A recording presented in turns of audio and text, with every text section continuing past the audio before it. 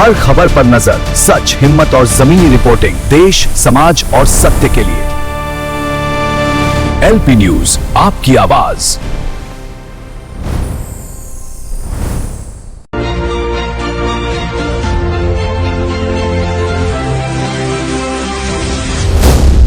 LP news. नमस्कार, मैं रेशमा, आपका स्वागत है लोकतंत्र प्रहरी के 8 PM न्यूज में, जहां हम देखेंगे दुर्ग जिले समेत देश विदेश की कुछ प्रमुख खबरें। आइए शुरू करते पहले दुर्ग जिले की खबरों से। भिलाई में खारू नदी का कुम्हारी पुल मरम्मत के चलते 1 महीने के लिए बंद किया जा रहा है। इससे रायपुर दुर्ग रूट पर बड़ा ट्रैफिक डायवर्जन लागू होगा और लोगों को परेशानी का सामना करना पड़ सकता है। भिलाई के कुम्हारी क्षेत्र में खारू नदी पुल की मरम्मत का काम शुरू होने जा रहा है।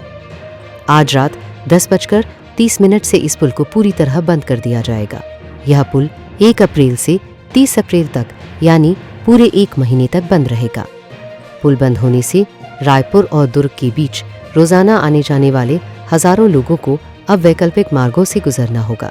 इसी को लेकर प्रशासन ने ट्रैफिक रिहर्सल किया, लेकिन इसमें कई कमियां सामने आईं। शाम के समय हुए रिहर्सल में भारी जाम लग गया। लोग नए रास्तों को लेकर कंफ्यूज दिखे और गाड़ियां लंबे समय तक रेंगती रहीं। सबसे बड़ी समस्या साइन बोर्ड और रोशनी की कमी रही। कई जगहों पर अंधेरा होने के कारण वाहन चालकों को रास्ता समझ नहीं आया। मौके पर पहुंचे विजय अग्रवाल ने व्यवस्थाओं का जायजा लिया और अधिकारियों को सुधार के निर्देश दिए। ट्रैफिक संभालने के लिए 55 जवानों की ड्यूटी लगाई गई है। पुलिस प्रशासन का कहना है कि रिहर्सल का उद्देश्य कमियों को पहचानना था, ताकि असली डायवर्सन लागू होने से पहले सभी व्यवस्थाएं दुरुस्त की जा सके। लोगों से अपील की गई है कि वे सफर के दौरान अतिरिक्त समय लेकर चलें।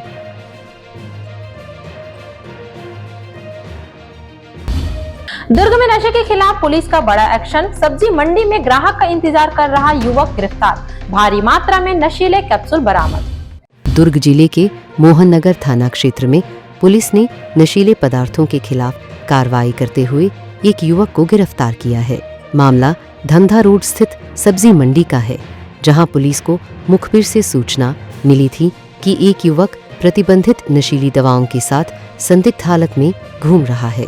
सूचना मिलते ही पुलिस टीम ने इलाके की घेराबंदी कर आरोपी को पकड़ लिया। तलाशी के दौरान युवक की जेब से 72 नशीले कैप्सूल बरामद किए गए। आरोपी की पहचान दीपक ठाकुर, उम्र 28 साल, निवासी सिकोला भाठा के रूप में हुई है। पूछताछ में आरोपी ने बताया कि वह ज्यादा मुनाफा कमाने के लिए इन दवाओं की अवैध बिक्री करने वाला था और ग्राहकों का इंतजार कर रहा था। पुलिस ने आरोपी के पास से करीब 28,800 रुपए कीमत की कैप्सूल और 960 रुपए नकद जब्त किए हैं। इस तरह कुल 29,760 रुपए का माल बरामद किया गया है। आरोपी के खिलाफ NDPS एक्ट के तहत मामला दर्ज कर उसे कोर्ट में पेश किया गया, जहां से उसे न्यायिक रिमांड पर जेल भेज दिया गया है। छत्तीसगढ़ के दुर्ग जिले में साइबर ठगी के खिलाफ पुलिस की बड़ी कार्रवाई। बैंक खातों को किराए पर देकर ठगी करने वाले गिरोह का पर्दाफाश। 10 आरोपियों को गिरफ्तार कर पुलिस ने एक बड़े नेटवर्क का खुलासा किया है। दुर्ग पुलिस ने साइबर अपराध के खिलाफ सख्त कदम उठाते हुए बैंक खातों के जरिए ठगी करने वाले गिरोह को पकड़ा है।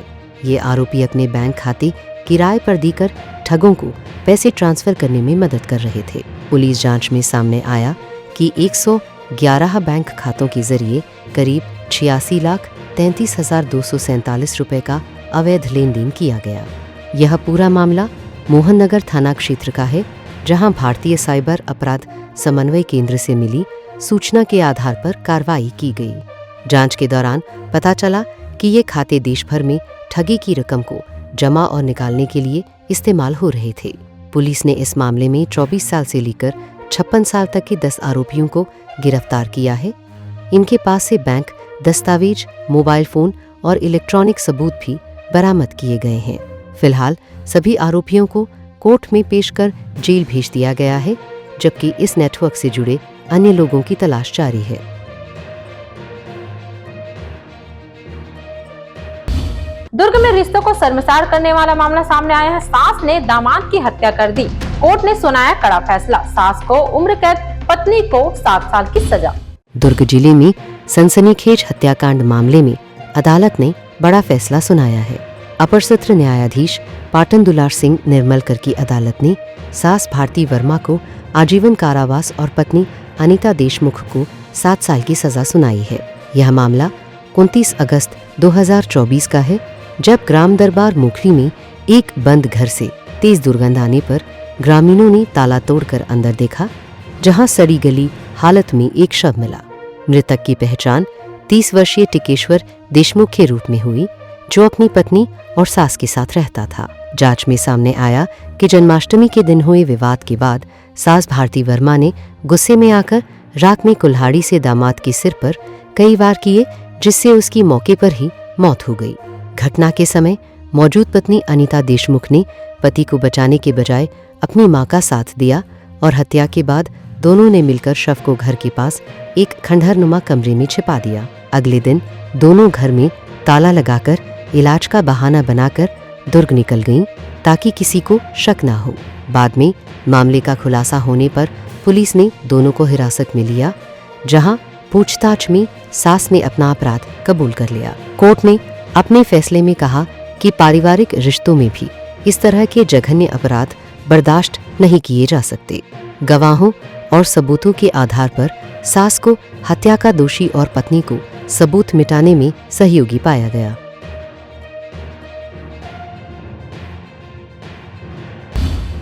रायपुर के एक नशा मुक्ति केंद्र से इंसानियत को शर्मसार कर देने वाला मामला सामने आया है। इलाज के नाम पर युवक को बेरहमी से पीटने का वीडियो वायरल होने के बाद हड़कंप मच गया है। रायपुर के पंडरी मुवा स्थित साहस नशा मुक्ति केंद्र में एक आदिवासी युवक के साथ कथित तौर पर बर्बर मारपीट का मामला सामने आया है। युवक को नशे की लत छुड़ाने के लिए यहां भर्ती कराया गया था, लेकिन इलाज की जगह उसे प्रताड़ना झेलनी पड़ी।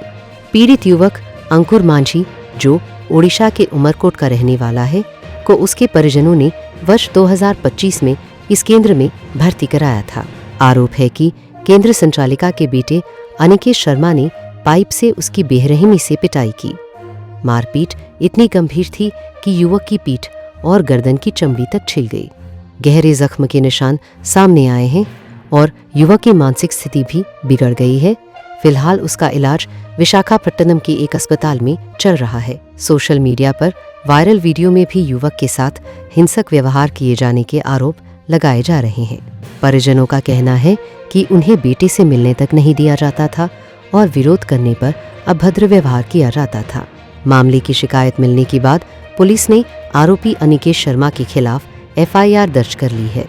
स्वराज त्रिपाठी के अनुसार आरोपी खुद भी नशे की लत से जूझ रहा है और फिलहाल एक अन्य नशा मुक्ति केंद्र में उसका इलाज चल रहा है।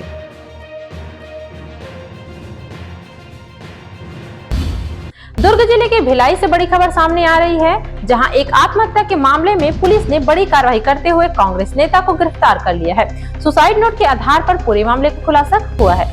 भिलाई की कोहका हाउसिंग बोर्ड इलाके में रहने वाले 42 वर्षीय मोहन रामटेके की आत्महत्या के मामले में पुलिस ने बड़ी कार्रवाई की है। इस केस में नामजद आरोपी और कांग्रेस नेता राजू पाल को गिरफ्तार कर लिया गया है। मोहन ने आत्महत्या से पहले एक सुसाइड नोट छोड़ा था, जिसमें उसने राजू पाल और एक महिला पर मानसिक रूप से प्रताड़ित करने का आरोप लगाया था। यह मामला स्मृतिनगर पुलिस चौकी क्षेत्र का है। भिलाई नगर CSP सत्य प्रकाश तिवारी के अनुसार 28 मार्च को मोहन रामटेके ने अपने घर में फांसी लगाकर आत्महत्या कर ली थी। मौके से मिले सुसाइड नोट के आधार पर पुलिस ने जांच शुरू की। जांच में सामने आया कि मोहन ने आरोपियों से कुछ पैसे उधार लिए थे। उधारी की रकम वापस मांगने को लेकर उसे लगातार धमकाया जा रहा था और मानसिक रूप से परेशान किया जा रहा था। सुसाइड नोट और गवाहों के बयान के आधार पर पुलिस ने FIR दर्ज कर कार्रवाई की और आरोपी राजू पाल को गिरफ्तार कर लिया। कोर्ट में पेश करने के बाद उसे न्यायिक रिमांड पर जेल भेज दिया गया है। वहीं दूसरी आरोपी महिला की तलाश जारी है। परिजनों ने शुरुआत में हत्या की आशंका जताई थी, लेकिन पुलिस जांच में यह मामला आत्महत्या का ही पाया गया है, जो पैसों के विवाद से जुड़ा हुआ है। 28 तारीख को मोहन रामटेके उम्र लगभग 42 वर्ष, जो हाउसिंग कॉलोनी कोहका का निवासी था, उसके द्वारा सुसाइड किया जा करके और आत्महत्या किया गया था। उक्त प्रकरण में मोहन रामटेके के द्वारा घटनास्थल पर छोड़ा गया एक सुसाइड नोट बरामद हुआ था। उस सुसाइड नोट में जो तथ्य थे उसके अनुसार राजूपाल और एक अन्य महिला इनके द्वारा इनसे उसने उधारी रकम लिए थे और उधारी रकम के लेन देन की बात पर इनके द्वारा प्रताड़ित होकर के उसके द्वारा आत्महत्या किए जाने की बात का उल्लेख उसमें किया गया था। प्रकरण में स्मृतिनगर में एक मर्ग कायम किया गया था और मर्ग कायम करने के पश्चात उसकी जांच की गई। जांच पर इस तथ्य की पुष्टि हुई कि राजूपाल और उसके एक अन्य सहयोगी के द्वारा उस मोहन रामटेके मृतक को प्रताड़ित किया गया, जिससे उसके द्वारा आत्महत्या किया गया है। प्रकरण में राजूपाल एवं अन्य को एक्यूज के विरुद्ध धारा 108 और 35 बीएनएस के तहत अपराध कायम किया गया है और प्रकरण में राजूपाल को आज गिरफ्तार किया जाकर न्यायिक रिमांड पर भेजा गया है।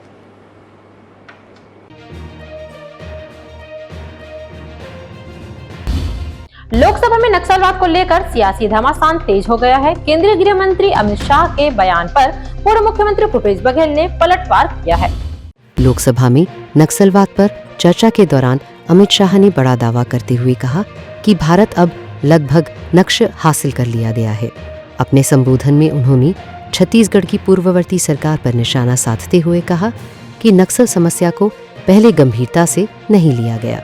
उन्होंने यहाँ तक कहा कि पूर्व मुख्यमंत्री भूपेश बघेल से इस पर जवाब मांगा जाना चाहिए। गृह मंत्री ने दावा किया कि बस्तर क्षेत्र से नक्सलवाद लगभग समाप्त हो चुका है। सरकार ने गांव-गांव में स्कूल, राशन दुकान, स्वास्थ्य केंद्र जैसी सुविधाएं पहुंचाई है, जिससे विकास को बढ़ावा मिला है। उन्होंने कांग्रेस पर आरोप लगाते हुए कहा कि लंबे समय तक सत्ता में रहने के बावजूद नक्सल प्रभावित क्षेत्रों में अपेक्षित विकास नहीं किया गया, जिसके कारण यह समस्या बढ़ती गई। वहीं इस बयान पर पलटवार करते हुए भूपेश बघेल ने कहा कि यह दावा पूरी तरह गलत है। उन्होंने सवाल उठाया कि अगर केंद्र सरकार के पास कोई सबूत था तो उसे पहले सार्वजनिक क्यों नहीं किया गया।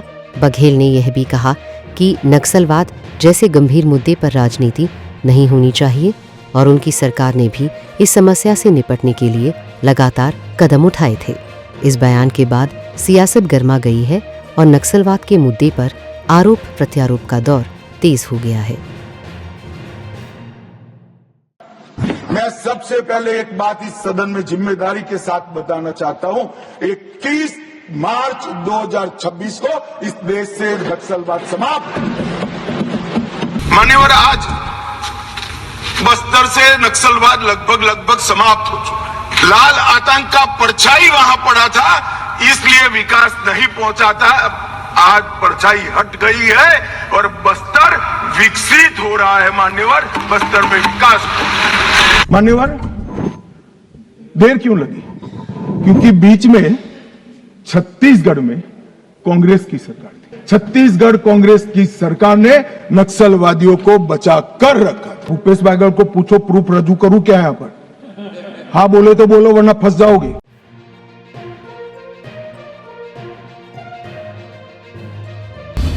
छत्तीसगढ़ के मुंगेली से रिश्तों को शर्मसार कर देने वाली मामला सामने आया है। संपत्ति के लालच में छोटे भाई ने सुपारी देकर रिटायर्ड बड़े भाई की हत्या करवा दी। मुंगेली जिले के लालपुर थाना क्षेत्र में एक सनसनीखेज हत्या का खुलासा हुआ है, जहां संपत्ति हड़पने के लिए छोटे भाई ने ही अपने बड़े भाई की सुपारी देकर हत्या करवा दी। मृतक की पहचान दामोदर सिंह, उम्र 62 वर्ष, रिटायर्ड लेखाधिकारी के रूप में हुई है। वे 21 मार्च को अपने गांव जाने के लिए निकले थे, लेकिन घर नहीं पहुंचे। अगले दिन उनकी बाइक लावारिस हालत में मिली, जिसके बाद पुलिस ने गुमशुदगी दर्ज कर जांच शुरू की। जांच के दौरान पुलिस को एक संदिग्ध कार का सुराग मिला, जिसने पूरी साजिश का पर्दाफाश कर दिया। पूछताछ में सामने आया कि छोटे भाई रणजीत, साले और चचेरे भाई ने मिलकर हत्या की योजना बनाई थी। आरोपियों ने 10,50,000 रुपए और जमीन के लालच में गांव के ही युवकों को सुपारी दी। पूजा के बहाने बुलाकर पहले गमछे से गला घोटा गया, फिर शव को कार में ले जाकर कवर्धा के जंगलों में दफना दिया गया। मोबाइल को गंगा नदी में फेंक दिया गया ताकि पुलिस को गुमराह किया जा सके। पुलिस ने इस मामले में मास्टरमाइंड समेत कुल 15 आरोपियों को गिरफ्तार किया है, जिनमें 4 नाबालिग भी शामिल हैं। जांच में यह भी सामने आया कि संपत्ति विवाद को लेकर पहले भी हत्या की कोशिश की गई थी। फिलहाल पुलिस पूरे नेटवर्क और साजिश से जुड़े अन्य पहलुओं की जांच कर रही है। छत्तीसगढ़ में नक्सल खात्मे की डेडलाइन के आखिरी दिन बड़ी सफलता मिली है। 3 जिलों में कुल 9 नक्सलियों ने सरेंडर कर हथियार डाल दिए हैं। छत्तीसगढ़ में नक्सलवाद के खिलाफ चल रहे अभियान के तहत 31 मार्च यानी डेडलाइन के आखिरी दिन बड़ी सफलता हाथ लगी है। 3 जिलों में कुल 9 नक्सलियों ने सरेंडर किया है, जिनमें 6 महिला नक्सली शामिल हैं। दंतेवाड़ा में 5, सुकमा में 2 और कांकेर में 2 नक्सलियों ने जंगल से बाहर आकर पुलिस के सामने हथियार डाल दिए। पुलिस का दावा है कि दंतेवाड़ा में अब एक भी नक्सली सक्रिय नहीं बचा है। जिले के अंतिम 5 नक्सलियों ने भी सरेंडर कर दिया है, जिन पर कुल 9 लाख रुपए का इनाम घोषित था। वहीं कांकेर जिले में अभी भी 14 नक्सली सक्रिय बताए जा रहे हैं। सुकमा में सरेंडर करने वाली 2 महिला नक्सलियों पर 8 लाख रुपए का इनाम था। ये दोनों अपने साथ 10 लाख रुपए नकद लेकर आई थीं, जिसे उन्होंने पुलिस के हवाले कर दिया। पुलिस के अनुसार ये महिला नक्सली माओवादी संगठन की कंपनी स्तर की सदस्य थीं और लंबे समय से सक्रिय थीं। इनके सरेंडर के बाद मिले इनपुट के आधार पर हथियारों और नकदी का बड़ा जखीरा भी बरामद किया गया है। छत्तीसगढ़ के बिलासपुर में मुख्यमंत्री के दौरे के दौरान एक हाई वोल्टेज विवाद सामने आया है। बीजेपी नेत्री और पुलिस के बीच तीखी बहस का वीडियो अब सोशल मीडिया पर वायरल हो रहा है। बिलासपुर में मुख्यमंत्री विष्णुदेव साय के दौरे के दौरान उस वक्त माहौल गर्मा गया जब बीजेपी नेत्री गौरी गुप्ता को सर्किट हाउस में प्रवेश से रोक दिया गया। सुरक्षा में तैनात पुलिसकर्मियों ने प्रोटोकॉल का हवाला देते हुए उन्हें अंदर जाने से रोका, जिससे नेत्री भड़क गई और मौके पर जमकर हंगामा किया। गौरी गुप्ता ने पुलिसकर्मियों से कहा कि उन्हें प्रोटोकॉल की जानकारी नहीं है और एसपी तक कभी उन्हें नहीं रोकते। उन्होंने यह भी कहा कि हमारे ही मुख्यमंत्री हैं, जिससे उनका गुस्सा साफ नजर आया। यह घटना उस समय हुई जब मुख्यमंत्री साय अटल बिहारी वाजपेयी की प्रतिमा अनावरण कार्यक्रम के बाद सर्किट हाउस पहुंचे थे और वहां सुरक्षा कड़ी कर दी गई थी। वीडियो में देखा जा सकता है कि नेत्री और पुलिस के बीच काफी देर तक बहस होती रही। बाद में एक बीजेपी नेता के हस्तक्षेप के बाद उन्हें अंदर जाने की अनुमति दी गई। यह पूरा घटनाक्रम किसी ने कैमरे में कैद कर लिया, जो अब सोशल मीडिया पर तेजी से वायरल हो रहा है। फिलहाल इस मामले पर पुलिस या प्रशासन की ओर से कोई आधिकारिक प्रतिक्रिया सामने नहीं आई है।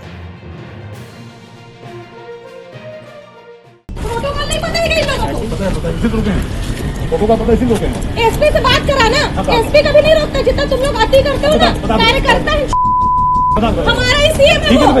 प्रोटोकॉल नहीं पता है एसपी से बात करा ना, एसपी कभी नहीं रोकता, जितना तुम लोग अति करते हो ना, कार्यकर्ता है हमारा ही सीएम है वो।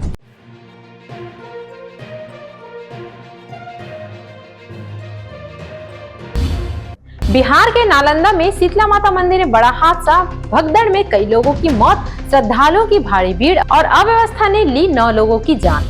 नालंदा जिले में मंगलवार सुबह शीतला माता मंदिर में उस वक्त अफरा तफरी मच गई जब दर्शन के दौरान अचानक भगदड़ हो गई। इस दर्दनाक हादसे में 9 लोगों की मौत हो गई, जिनमें 8 महिलाएं शामिल हैं, जबकि एक पुरुष ने अस्पताल में दम तोड़ा। यह हादसा चैत्र महीने के आखिरी मंगलवार को शीतला अष्टमी के मौके पर हुआ, जब हजारों की संख्या में श्रद्धालु मंदिर पहुंचे थे। मंदिर परिसर में मेला भी लगा था, जिससे भीड़ और ज्यादा बढ़ गई थी। प्रत्यक्षदर्शियों के अनुसार भीड़ को संभालने के लिए पर्याप्त सुरक्षा व्यवस्था नहीं थी। दर्शन करने की जल्दबाजी में धक्का मुक्की शुरू हुई और देखते ही देखते हालात बेकाबू हो गए। कई लोग भीड़ में दब गए और गंभीर रूप से घायल हो गए। हादसे के बाद मंदिर और मेला दोनों को बंद करा दिया गया है। प्रशासन ने मौके पर राहत और बचाव कार्य शुरू किया है। बताया जा रहा है कि उसी दिन नालंदा यूनिवर्सिटी के दीक्षांत समारोह में राष्ट्रपति की सुरक्षा के लिए भारी पुलिस बल तैनात था, जबकि मंदिर में हजारों श्रद्धालुओं के बावजूद सुरक्षा इंतजाम ना के बराबर थे। घटना के बाद प्रशासन हरकत में आया है। दीपनगर थाने के SHO राजमणि को सस्पेंड कर दिया गया है और मामले की जांच के आदेश दिए गए हैं। एक दूसरा पर सवाल पहले हम करेंगे, पहले हम। कोई प्रशासन नहीं, कोई प्रशासन नहीं, कोई प्रशासन नहीं है। भाई इसमें ज्यादा प्रशासन से कमजोरी है। यहाँ प्रशासन देना चाहिए। यहाँ पर मगड़ा के मंगलवार को यहाँ भीड़ लगता है कि मगड़ा माता के यहाँ शीतला माता का दर्शन होता है। हम लोग भी पटना से आए दर्शन करने के लिए, लेकिन दर्शन ही हुआ कि भगदड़ हो गया, मार गया, आदमी मर गया। लाइन है, लाइन कोई लगना नहीं चाहता, सब सोचता है हम पहले, हम पहले, हम पहले। तो सब देख रहा था, जिधर थे सबको चाप दिया। एक भी प्रशासन नहीं दिखा इतना में। मेला मगड़ा मेला लगा था, इसमें घूमने गए थे, पूजा करने गए थे शीतला माँ के। ज्यादा पूरा भीड़ था। व्यवस्था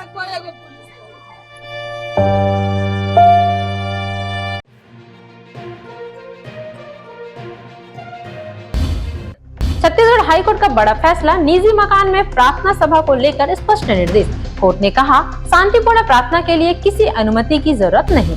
छत्तीसगढ़ में धर्मांतरण को लेकर जारी विवाद के बीच हाईकोर्ट ने अहम फैसला सुनाया है। जस्टिस नरेश कुमार चंद्रवंशी की सिंगल बेंच ने कहा है कि कोई भी व्यक्ति अपने निजी आवास में शांतिपूर्ण प्रार्थना सभा आयोजित कर सकता है और इसके लिए पूर्व अनुमति लेना जरूरी नहीं है।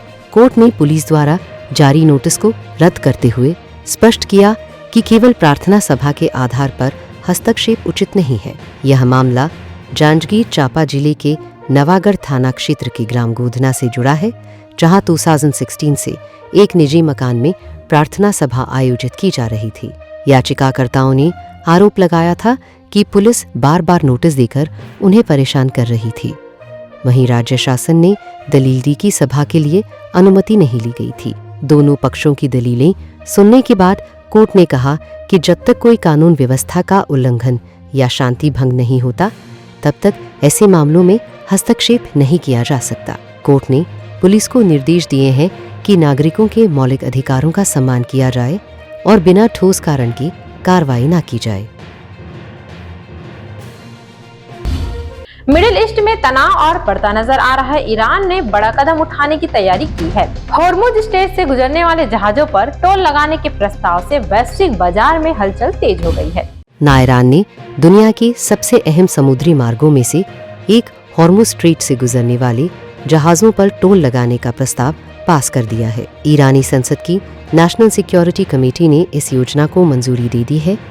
रिपोर्ट्स के मुताबिक इस योजना के तहत जहाजों को ईरान की राष्ट्रीय मुद्रा रियाल में टोल देना होगा। साथ ही अमेरिका और इजराइल से जुड़े जहाजों की एंट्री पर रोक लगाने का प्रावधान भी शामिल है। हालांकि यह प्रस्ताव अभी कानून नहीं बना है और इसे संसद, गार्जियन काउंसिल और राष्ट्रपति की अंतिम मंजूरी मिलना बाकी है। हॉर्मुज स्ट्रेट वैश्विक तेल आपूर्ति का एक बेहद महत्वपूर्ण मार्ग है, जहां से दुनिया का बड़ा हिस्सा कच्चा तेल गुजरता है। ऐसे में इस फैसले का असर अंतर्राष्ट्रीय बाजार और ऊर्जा सप्लाई पर पड़ सकता है। इसी बीच बेंजामिन नेतन्याहू ने कहा है कि ईरान के साथ चल रहा संघर्ष कब खत्म होगा, यह तय नहीं किया जा सकता। दूसरी ओर अमेरिका ने ईरान के इस्फहान शहर में एक बड़े हथियार डिपो पर एयर स्ट्राइक की है। रिपोर्ट्स के अनुसार इस हमले में 2000 पाउंड के बंकर बस्टर बमों का इस्तेमाल किया गया, जो भूमिगत ठिकानों को नष्ट करने के लिए उपयोग किए जाते हैं। हमले के बाद डिपो में भारी विस्फोट हुए और इलाके में आग के बड़े गुबार उठते दिखाई दिए। डोनाल्ड ट्रंप ने भी इस घटना से जुड़ा वीडियो सोशल मीडिया पर साझा किया है। आज की खबरों में बस इतना ही। खबरों में बने रहने के लिए देखते रहिए LP न्यूज।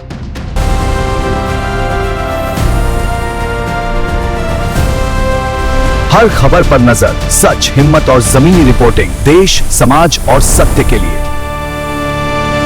LP न्यूज, आपकी आवाज।